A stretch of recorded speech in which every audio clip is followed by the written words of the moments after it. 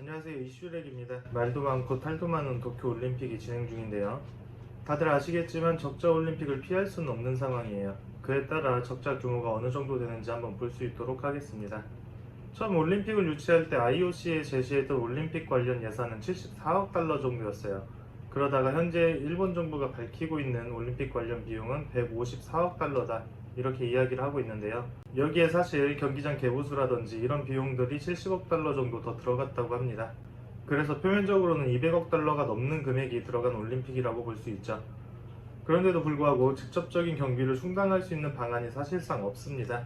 그 이유를 보시면 첫 번째로 무관중으로 경기가 진행되기 때문에 티켓 판매가 없죠. 그리고 일본 재계에서도 30억 달러 정도 스폰서를 쓰겠다라고 약속은 했었지만 도요타가 주요 스폰서임에도 불구하고 도쿄올림픽과 관련된 TV 광고를 한 적이 없습니다. 대부분의 기업들이 올림픽과 거리를 두는 그런 분위기이기 때문에 당초 약속했었던 30억 달러가 채워지기는 힘들 것 같다라고 봐야 될 것 같습니다.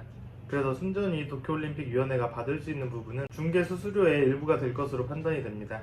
둘째로는 올림픽이라는 것 자체가 표면적인 적자 흑자를 따지기보다는 많은 외국 관광객들이 놀러와서 일본 자국에 돈을 써주고 하는 부분에서 경기 부양 효과를 만들어주는 계기가 되는 건데, 무관중으로 바뀌면서 예약 취소가 엄청 많이 생겼었죠.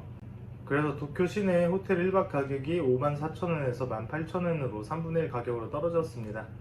올림픽 분위기 자체가 완전히 죽었다라고 보면 될 것 같아요. 정리를 하자면 도쿄올림픽 총 예산은 17조 원에 달하는데 9,300억 원에 이르는 입장 수익권 대부분이 사라진 것을 포함해 소비 지출 감소 등에 따른 경제 손실은 25조 원에 이를 것이라는 전문가 분석이고요. 25조 원이라는 금액은 우리나라 작년 한 해 동안 일자리 예산과 맞먹는 금액인데, 아이러니하게도 작년 한 해 동안 성인지 예산 자금은 31조 원이네요. 역으로 생각해보면 도쿄올림픽 아무리 적자가 나도 우리나라 성인지 예산만도 못한 그런 금액이라는 거죠. 이런 부분에 있어서 우리나라도 확실히 문제는 있어 보이죠. 이어서 도쿄올림픽 마저 말씀을 드리자면, 이러한 상황으로 인해서 일본 경제가 타격을 입을 수도 있다라는 전망이 나오고 있습니다.